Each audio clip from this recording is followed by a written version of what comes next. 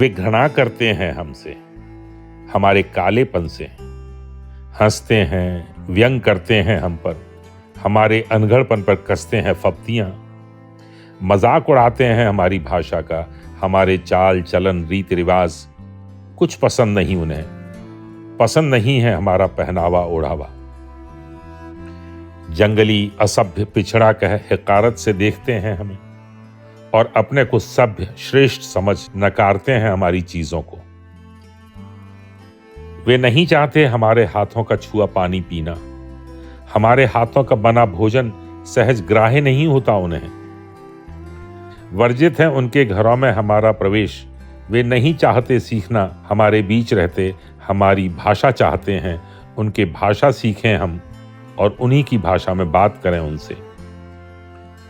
उनका तर्क है कि सभ्य होने के लिए जरूरी है उनकी भाषा सीखना, उनकी तरह बोलना बतियाना, उठना बैठना जरूरी है सभ्य होने के लिए उनकी तरह पहनना ओढ़ना।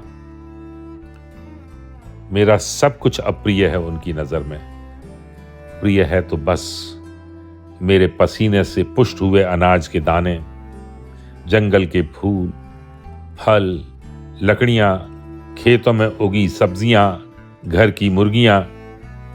उन्हें प्रिय है मेरी गदराई देह, मेरा मांस प्रिय है उन्हें,